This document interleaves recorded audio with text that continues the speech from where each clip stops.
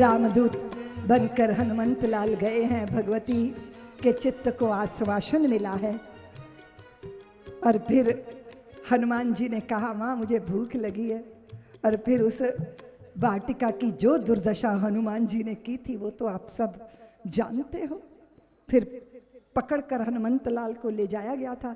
राम दरबार में पापी को हनुमान जी ने दुत्कारा था और सब ने कहा कि इसने अक्षय को मारा, फलाने को मारा, धिमाके को मारा, इसको दंड देना चाहिए, दंड दे देना चाहिए। विभीषण ने कहा कि दूत को मृत्यु दंड नहीं दिया जा सकता।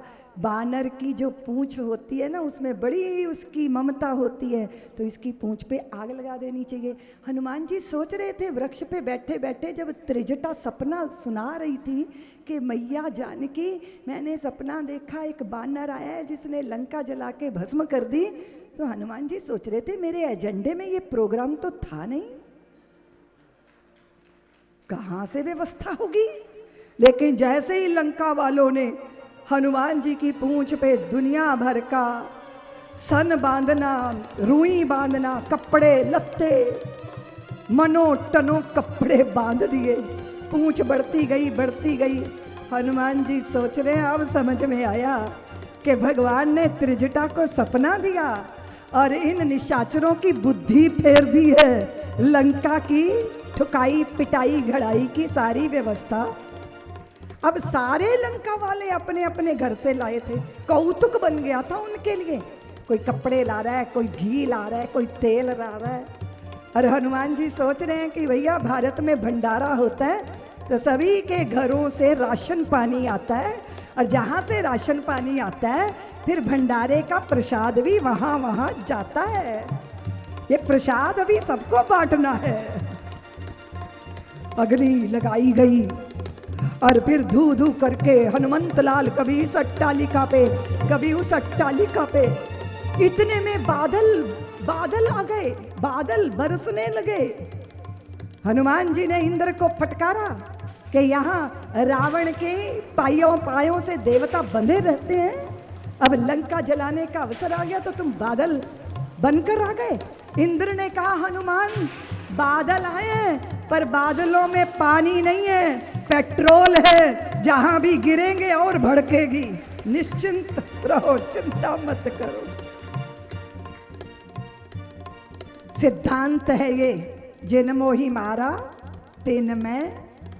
हम किसी को छेड़ते नहीं भैया, पर जो हमें छेड़ता है फिर हम उसको छोड़ते नहीं भैया। और फिर सारी लंका उलट पलट लंका सब जारी, एक हुंकार भरी तो राक्षसियों के गर्भ सराव हो गए, समूल नष्ट करना है। फिर भगवती के सम्मुख जाकर खड़े हुए, प्रसन्न है भगवती जानकी, अधीर है किंतु प्रभु के दर्शन के लिए। वे कब आएंगे हनुमान, वे कब आएंगे? हनुमान बोले माँ आप बहुत अधीर हो तो मैं आपको ले चलता हूं राम जी की शरण में। जानकी ने कहा आर्य नारी का दर्शन करो देवियों, मैं बलवश लाई गई थी, मैं बरवश लाई गई थी, मैं बलपूर्वक लाई गई थी हनुमान, किंतु ऐसे नहीं जाऊंगी, सम्मान से जाऊंगी। जब भगवान रण के क्षेत्र में खड़े होकर रावण को भूलुंठित कर देंगे, समस्त निशाचरों को समूल नष्ट कर देंगे, तब मैं स्वाभिमान के साथ भगवान का दर्शन करूंगी। मां आप कुछ देंगी? चूड़ामणि दिए। हनुमान जी आए, सारे बानर भालुओं में हर्ष है। राम जी को जाके हनुमान जी ने कहा कि प्रभु मैं आ गया। भगवान ने कहा हाँ हनुमान तुम आ गए, मैं आनंदित हूँ, मैं हर्षित हूँ, मेरा पुत्र हनुमान कितना बलशाली है। नहीं प्रभु ऐसा मत बोलिए, किस बल पर उस पार गए। प्रभु आपने जो राम नाम अंकित मुद्रिका दी थी ना, मैं उसके बल पर पार गया, फिर इस पार कैसे आ गए? माँ ने चूड़ामणि दी थी ना, मैं इसके बल पर इस पार आ गया। फिर लंका कैसे जल गई हनुमान? तो हनुमान ने कहा, प्रभु माता जानकी के हृदय में आपके प्रति विरह की आग लगी पड़ी है। उस ज्वाला ने सारी लंका को जलाकर भस्म कर दी। मेरा प्रताप नहीं है, मेरी कोशिश नहीं है, आपकी कृपा है। ये होता है दास धर्म, ये होते है दास दृष्टि। जरा सा काम करते हैं, मैं करता हूं, मेरा बड़ा प्रभाव है, मुझे लगता है मुंह पे धर दें दो। इतना अभिमान, इतना अहंकार। करता केवल परमेश्वर है, ना मैं कुछ हूं ना तुम कुछ हो। उसने जिससे जो चाहा है उससे वैसा। और ऐसे विनम्र सुत को देख के मां ने क्या कहा था? आशीर्वाद दिया था ना, रिद्धि सिद्धि दे दे। कितने आशीर्वाद मिल रहे हैं हनुमान जी को। स्वामियों को नहीं मिलते आशीर्वाद, आशीर्वाद मिलते हैं सेवकों को। और फिर आप जानते हो कि रावण ने विभीषण को लात मारी थी, वो इस पार आए थे, राम सेतु बांधा गया था, रामेश्वरम का स्थापन हुआ, उसकी पूजा की गई, लंका पर चढ़ बैठे थे सब। और फिर बहुत बड़ा भयंकर युद्ध हुआ था, सेतु निर्माण, रामेश्वरम की स्थापना हुई। मंदोदरी ने रावण को समझाया, वो समझा नहीं। बहुतों ने समझाया, कुंभकर्ण ने भी समझाया। तुम चिंतित आज दशानन क्यों? इतनी चिंता में रावण को देख के पूछा कुंभकर्ण ने कि तुम चिंतित आज दशानन क्यों? रावण ने कहा, हर ली हमने मिथिलेश कुमारी। तो उन्होंने कहा कि अपना अधिकार किया तुमने, अपना अधिकार किया तुमने। रावण बोला, लखती ही नहीं वो और हमारी। तो कुंभकर्ण ने कहा, तुम तो मायावी हो, राम बन के चले जाते उसके पास, तुम तो रूप बदलते हो, तब राम ही क्यों ना बने अब लो।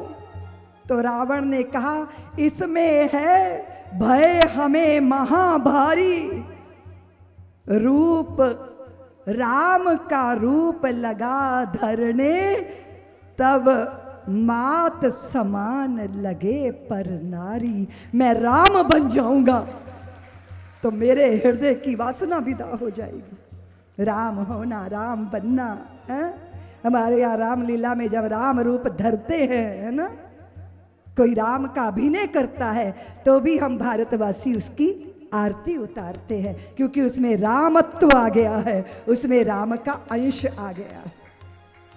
सबने बहुत समझाया पर, मंदोदरी ने भी समझाया पर राम द्रोही क्या हुआ? रहा ना। 1 लख पूत 1.25 लाख नाती,